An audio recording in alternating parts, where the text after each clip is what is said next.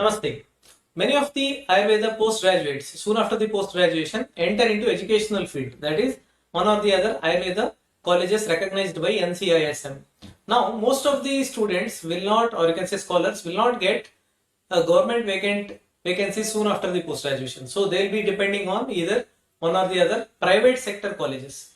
Now, there are two types of candidates who enter into professional government vacancies. So, initially, the lower posts, that is assistant professor posts, may be called and they may clear the exam and interview, they may enter into the particular job. But there are certain other candidates who do not get an opportunity or who may not get selected in the initial vacancies for the lower post. So, after few years, they may be eligible for the higher post, that is associate as well as professor posts in government vacancies. Now, the question is whether all of these private sector employees are eligible for applying to higher posts in government vacancies. So watch this video till the end to get a better idea and even clarity regarding certain examples as well.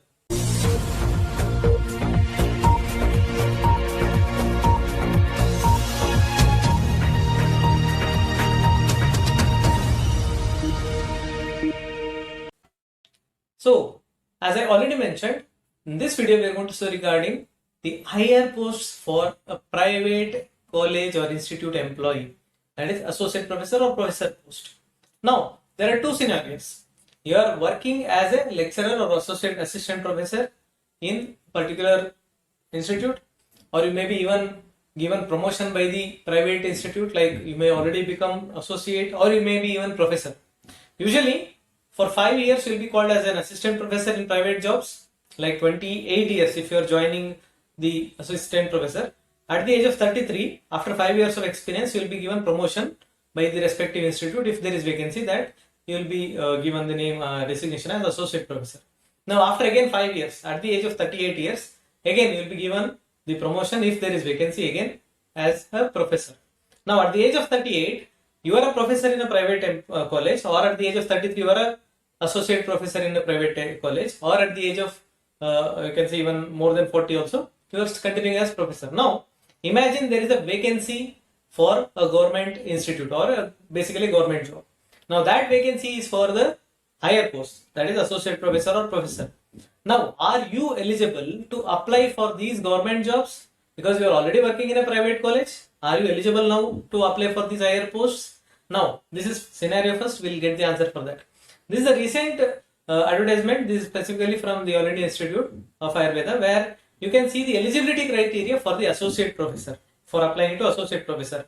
One thing you need to keep in mind, for assistant professor lower posts, usually there will be an entrance exam followed by interview and then recruitment. But for the higher posts, associate as well as professor posts, usually there will not be any entrance exam or written test. There will be directly interview followed by the recruitment. So usually there will be many applications for these higher posts, associate as well as professor posts. Now, most of the forms get rejected. What is the reason? Here, if you observe the age limit. So, for associate professor, you can see age limit is not exceeding 50 years. So, as I already mentioned, less than 50 years, anybody can apply. This is not an issue here. Even the category is not an issue. Now, you see the qualification column. So, in the qualification column, the essential criteria says degree in Ayurveda. No issues. BMS is compulsory. Yes, everyone has. MD or MS. Yes, of course. That is why you are a teacher in any other private institute. Now, coming further, PhD in the concerned subject. So, if you don't have a PhD, straight away you are disqualified from filling this form.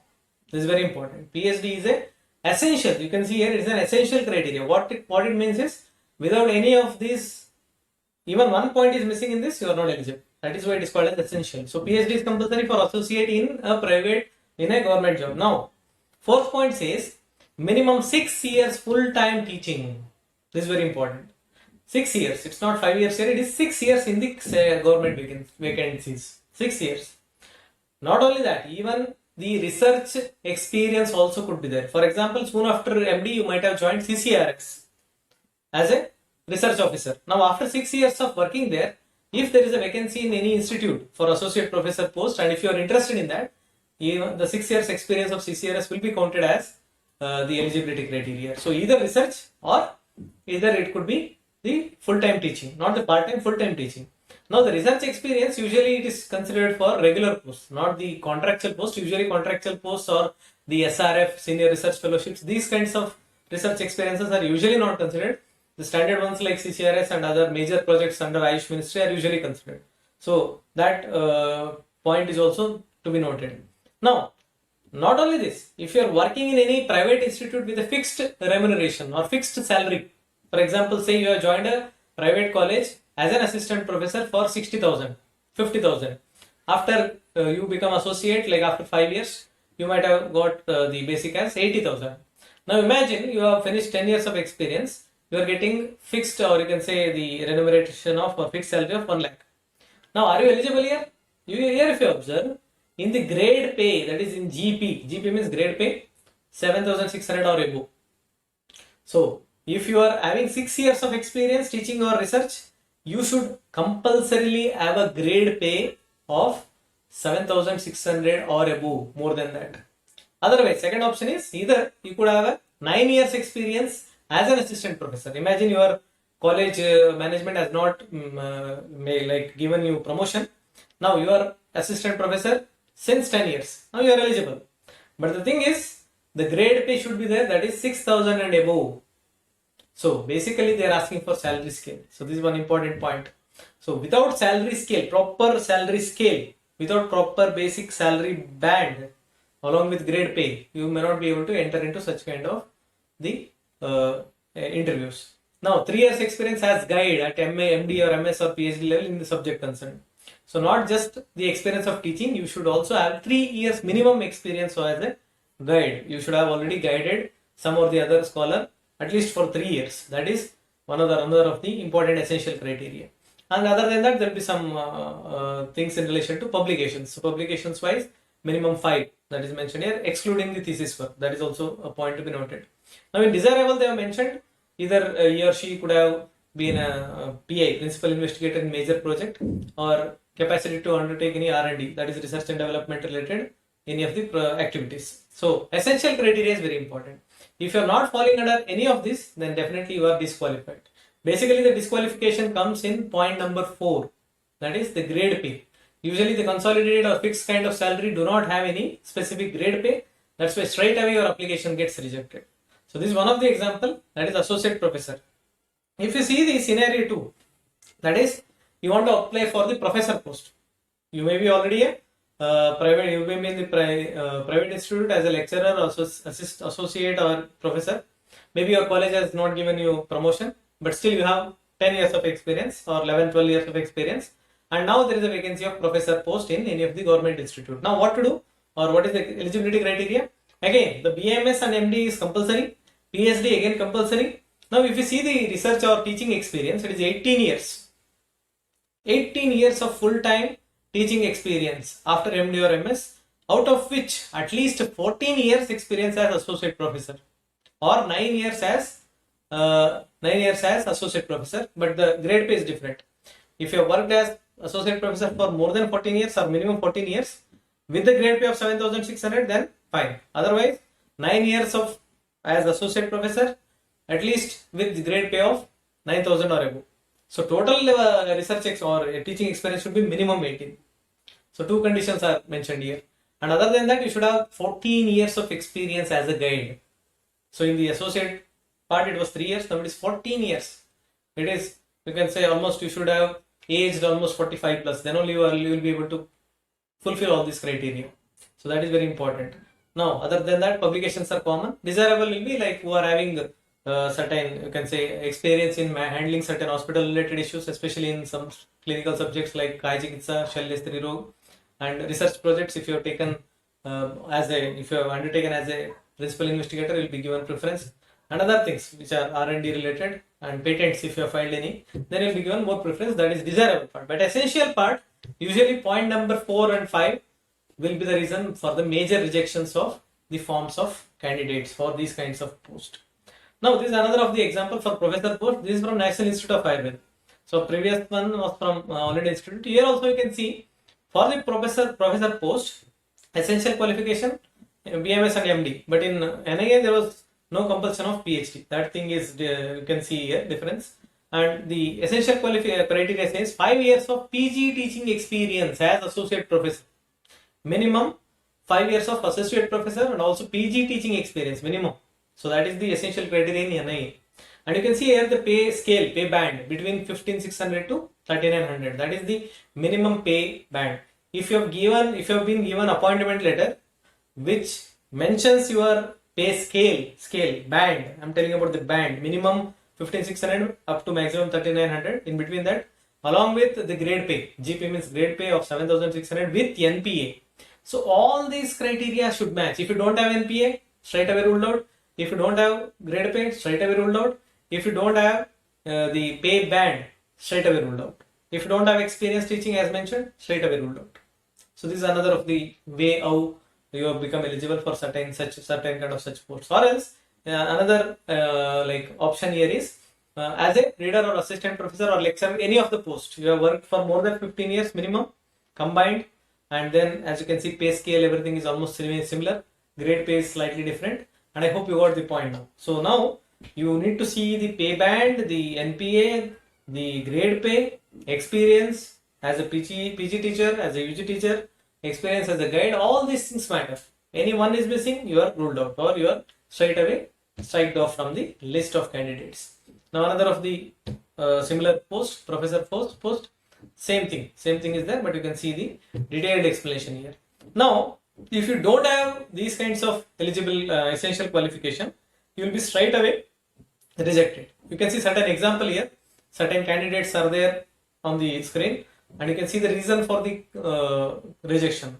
No grade pay, no NPA, no grade pay, no NPA, no NPA, no grade pay, grade pay is not sufficient, no grade pay, no PG teaching experience, no grade pay, no NPA, no NPA, so no NPA, PG's teaching experience is missing, grade pay is less. So whatever we have mentioned till now, age is also considered.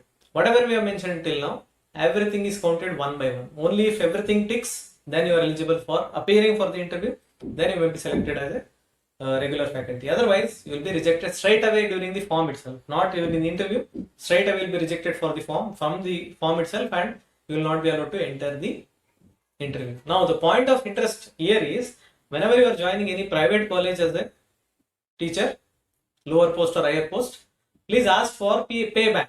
Pay band is important. Don't ask for consolidated salary. Ask for a pay band along with grade pay. That is very much important.